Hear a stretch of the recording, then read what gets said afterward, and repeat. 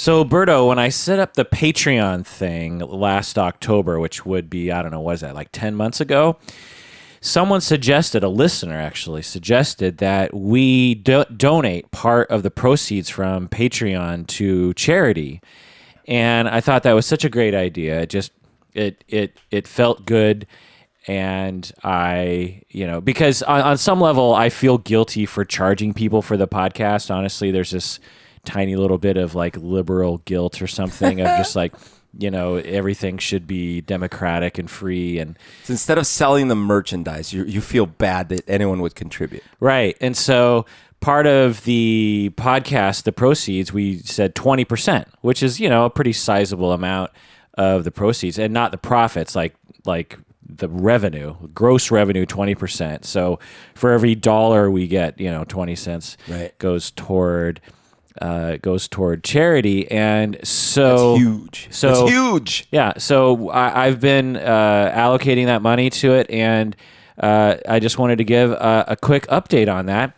We've managed to raise over $2,500. What? For charity. What? Woo!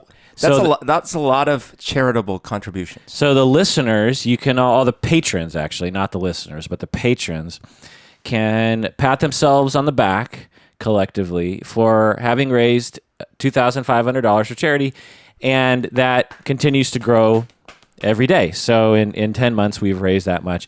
It's primarily gone to help the homeless at the Plymouth Housing Group.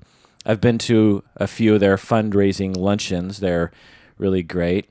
Mandy actually is a table captain that invites me, and it's a good cause. You meet some of the people that it benefits. I'll be going to a lunch host with Mandy. Yeah. In September. Yeah, that's it. That's the Plymouth Housing Group. Oh, okay, so you'll be there. I will be there. Does that mean I have to sit next to you? That was not part of the deal. Yeah. That was not oh my God. Plus, she's captain, which makes me her underling as... Are you assistant to the captain? Yeah. I'm assistant to the captain. I'm assistant captain.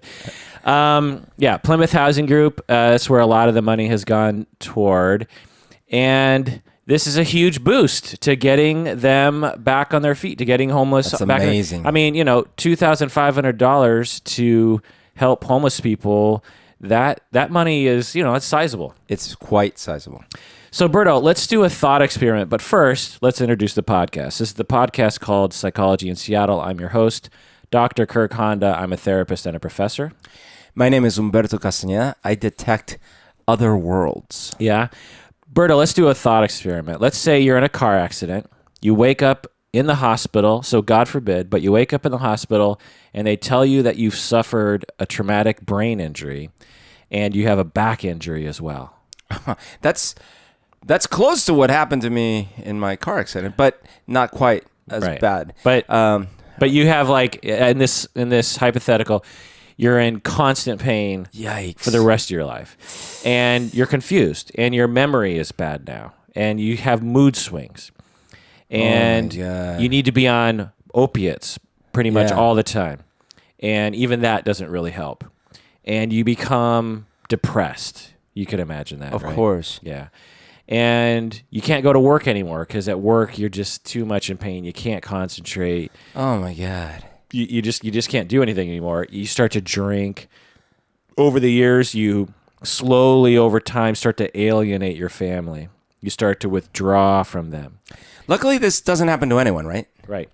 And slowly they start to abandon you because you're being distant or it's hard to be with you. And you start to get assistance from the government.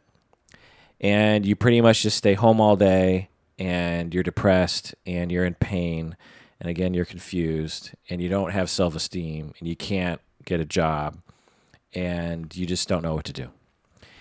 And you age. You start to get older, and your extended family either drifts away, or maybe some of them even pass away. You don't have anybody to turn to. The government stops giving you money, and you get evicted, and you're on the streets. What do you do, Berto? This is the thought experiment. You got to pull yourself up by the bootstraps and not cross that wall the wrong way And make America great make again. America great. And go back to Columbia.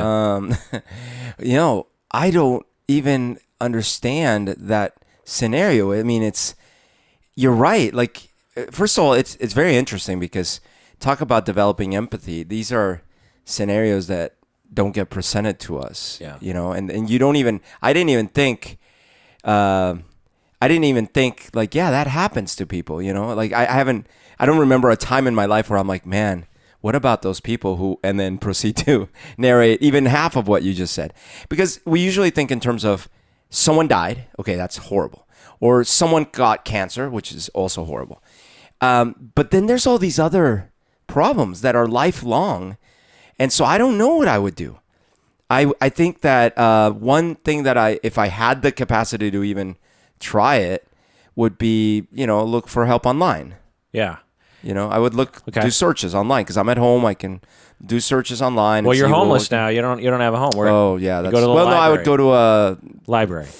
Ooh, if they let me in, I don't know. I think they do. Do they let me in? Yeah, downtown on Fifth Avenue. I might be very, yeah. So you go there and you start looking stuff up.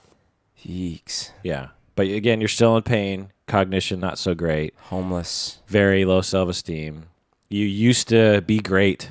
Used to be a podcaster. I long abandoned you, like right from the start.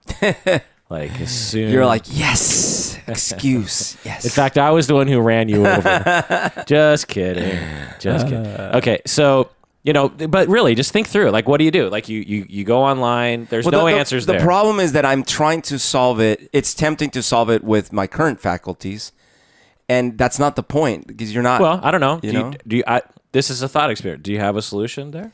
Not a great one. Like I said, I think that what I might do, if it were really me and I still had a semblance of what I know now, is I would say, all right, I can do stuff online. That's the one place I can go. Oh, I see what you're saying. You can work as you can get job online. I can do both. I can search for community and support online, and I can do things online because I don't have to go somewhere. Okay. So that's what you decide to do. Yeah. And let's say you don't earn enough to actually afford a place, because again, you can only work like an hour a day or something, and that's great, and you're doing something, but it's not enough to get by, and you're still not getting money from the government. I would move to like Costa Rica or something. Yeah, right. Because first of all, there's no moving.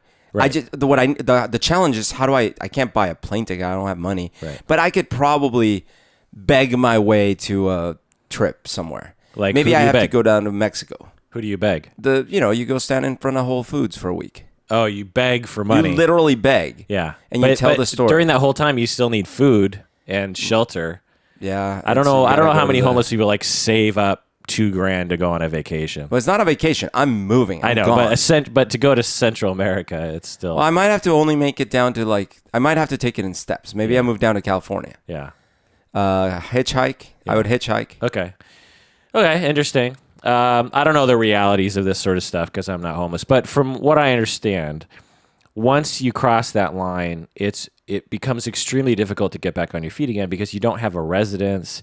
You can't, how do you interview for a job when you can't do laundry? Oh, I have firsthand experience trying to help someone out of the streets and into like quote unquote normal working life. Yeah. I don't know if have I told this one on the podcast before? I don't know. I took in a kid years and years ago who was, I think he was 17, and I met him in the streets. I remember vaguely you telling me this happened before I knew you, right? No.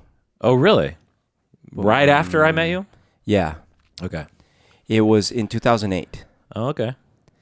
I had been out drinking one night, and I was doing reckless Berto stuff that I don't do anymore, like talking to homeless people in the middle of like 2 a.m. in the morning. That was kind of your thing, right? That was my thing. I don't know why, but so I was talking to these people, and there's this kid, and he looks young, and I'm like, what do you do? Where do you live? He's like, what do you mean? I live here, and like I'm homeless.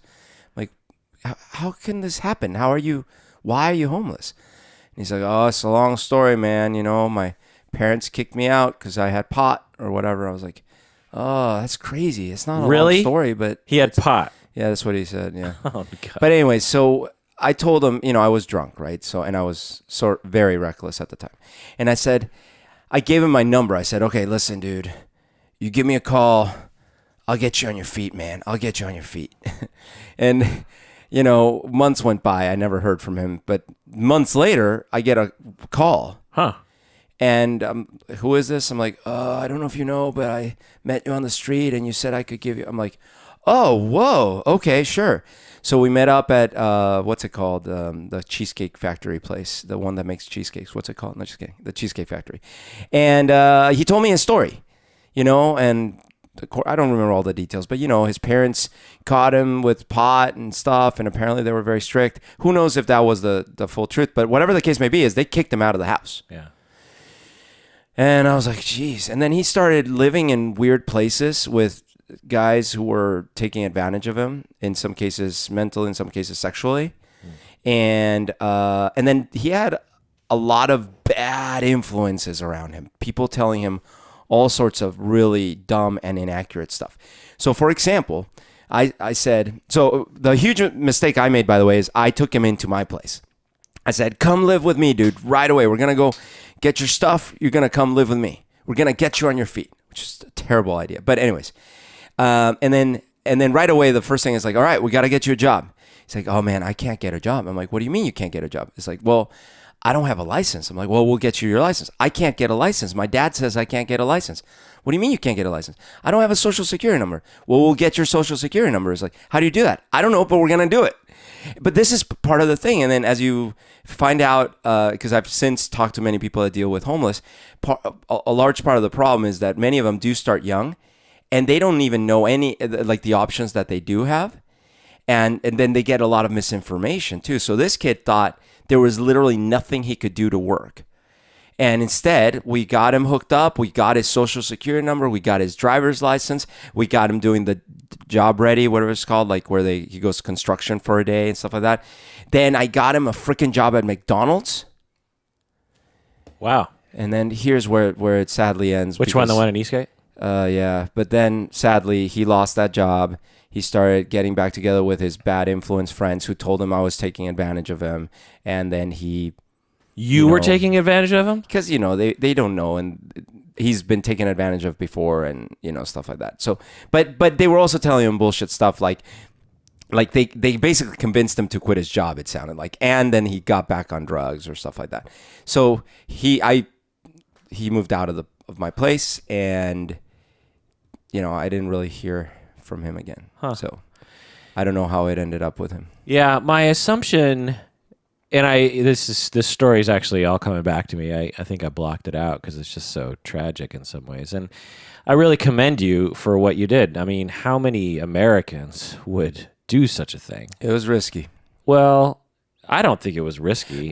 Taking him into my house was risky. I don't think so. Well, part of the reason it was risky isn't so much him, although you never know, but he had a lot of very nefarious friends. Yeah, but I have more faith in humans than that. It's more that it's a lot of work, and you didn't have to do that. The social expectation is you look the other way. And if more people did what you did, we could very easily. Oh, so if I were to do it again, which I would do in an instant, it would, the parts that I would change would be I would keep some healthy barriers between myself and the individual I was trying to help to protect everyone involved. Yeah. Because I realized that too late. I was like, oh my God, this is a mess. But for example, the educational part. Once he was in your house, where you're like, shit, he's in my house now. Well, it was not initially, but after he starts telling me like, yeah, I met with such and such, and he was saying these crazy things, and I'm like, oh geez, this is a mess. And then he started doing drugs. I was like, all right, okay. Yeah. But what I think was so useful, and maybe it helped him in the long term, hopefully, who knows, is dispelling some of the myths and going and grabbing him and, no, let's go. We're going to go get your thing. Yeah, it might have planted a seed for him where he's like, well, actually, one, I can trust human beings to be nice to me. And two, I can actually get a job. It's not impossible. My suspicion is that he suffered from either mental illness or from trauma, and his drug addiction was the only way he could cope with that. It's a very common story. The thing that I've really learned about people is they, for the most part, everyone wants to work. Everyone wants to feel good about themselves. No one wants to live on the fringe of society. Very few people do. And, it's just this misnomer. It's like, because hearing this story, you've probably told this story to lots of people, and I'm guessing that some people are like, it's hopeless. You can't help these people. They're just deadbeats. They don't really want to work. They're just dirty old drug addicts. Right. that kind of stuff. Have you heard stuff like that? Yeah, certainly, and a mix of that, and that's why I would never.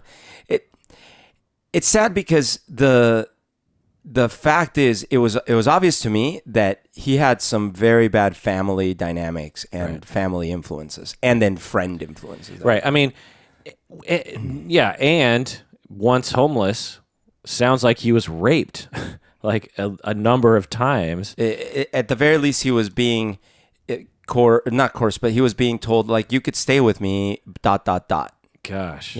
Jeez. So, this sort of stuff happens all the time, and with almost no effort on behalf of our society, including our government, we could easily eliminate a very good portion of this. But instead, we keep spending money on expensive cars and on raging wars that are pointless. It is, and you know what? This was it sounds weird, but this was a quote unquote good kid. Like, I actually got like the sense of like, man, this is just a matter of redirecting. But unfortunately, like at 17, you've already got to work against, nearly 2 decades of misalignment. Yeah, right, and traumatized and suffering ongoing with the effects of trauma without any treatment, and opiates and alcohol and pot are an effective treatment for that, if you don't have anything else. That's right. So, on a happy note, again, $2,500 cash money. What? For charities raised by the patrons. So if you haven't become a patron yet, you can become a part of that team to make a difference in the world by going to patreon.com, go to Psychology in Seattle, become a patron of the podcast. Do it. Do it now. All right, well, that does it for this podcast. Thanks for joining us out there. Please take care of yourself because you deserve it.